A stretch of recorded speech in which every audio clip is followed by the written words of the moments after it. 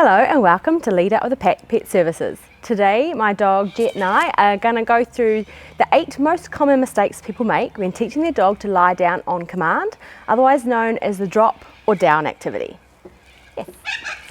The first mistake is timing. So whenever you teach a dog a brand new skill, you want to make sure that they're nice and calm and focused on training. And they can't do that if they're running around excited or with high energy, or if they're stressed or anxious.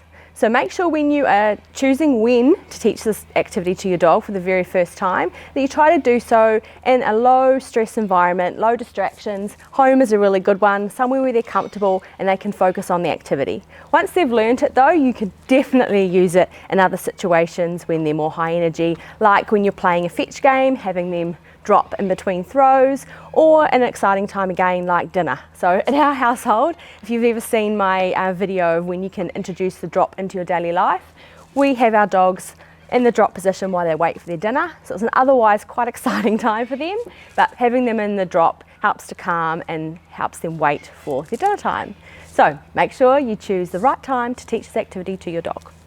Okay, mistake number 2 is the wrong environment. So when you're trying to teach your dog the drop activity for the first time, you want to make sure it's in a place that's comfortable for them environmentally. For example, a lot of times in group obedience training, you're practicing on grass, which is actually quite comfortable for a dog, except some dogs don't like it when it's wet. As someone who's taught group obedience classes, I can tell you that there are plenty of dogs who will not go down into a drop position no matter what you offer them if the ground is wet.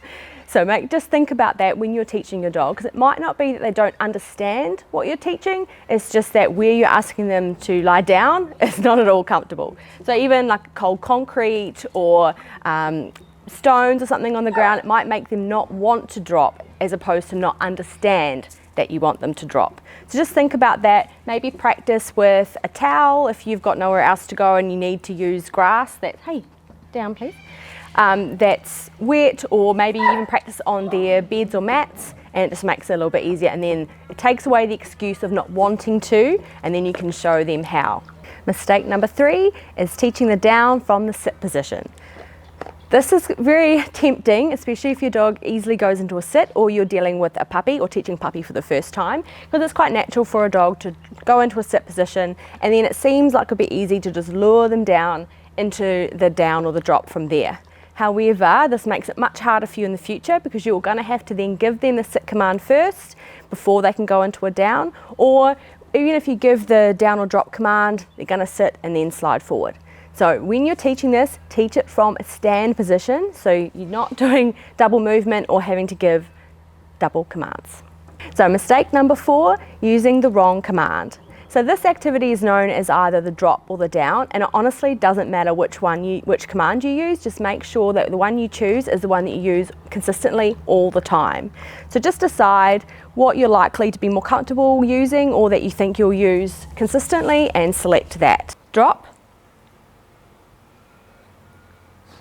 down, yes.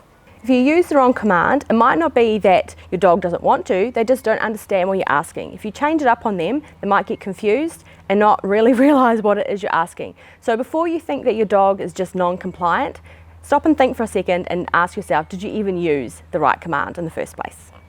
Mistake number 5 is forgetting the hand signal. Believe it or not, but when you're teaching a dog something new, most of us actually use some kind of body language cue or hand signal to our dogs, even if we don't realise we're doing it. So it could be that you nod your head, you might point to the ground, for example, or do a slashing motion, something like that. And for most of us, we don't even realise we're doing it, but for our dog, that becomes another cue for the activity that we're teaching them. So if you find that your dog is not doing the command, just check yourself for a minute and see if you have missed off one of your body language cues. And if you're not sure if you're giving any off, see if a friend or family member can just watch you while you give the command to your dog and see if they notice any body language cues or actions that you're doing that you may not even realise. And then when you know you're doing one, make sure you include it whenever you give your dog the down command, or work really hard to stop doing it and practice that with your dog, so easing off on doing that signal so they get used to just the word command. Mistake number 6 is giving up too soon. Some dogs find this activity very tricky to learn if they don't really know what you're asking for. And if you've watched my video around the steps of how you teach this to your dog, you know that there's sometimes a couple of ways that it could go wrong. For example, your dog might walk backwards rather than folding back into the down position, or they might stay in a play bow position and not understand to go all the way down. That's okay, just keep practicing, persevere with it, keep luring them down in the correct way, and eventually they will get it. You can also reward them when they're finally in position, and again that will encourage them to go back down into the drop position, and that is exactly what you want them to do. So mistake number 7 is not using a release cue. So a release cue just lets your dog know when the activity is over. So if you don't teach them when to stop being in position, then how are they going to know? And they'll just break whenever they want, and that might not align with when you want them to finish the activity.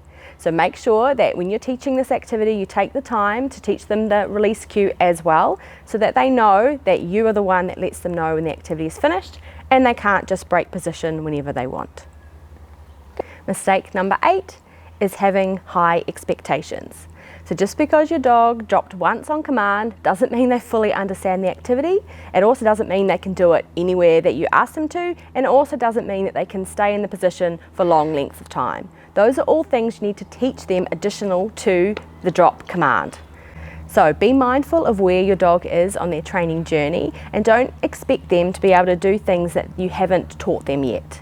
If you then want your dog to be able to do the drop command in different environments, then teach them that. If you want them to be able to be in the drop stay for a long period of time, then teach them that. Just don't assume that because you've taught them the drop command that those other things just come with that. It doesn't. You need to teach them separately. So those were my 8 common mistakes that people make when teaching their dogs to drop or go into the down position, and my suggestions and tips for how to avoid those. Hope you've enjoyed this video, and I'll see you again in the next one. Bye.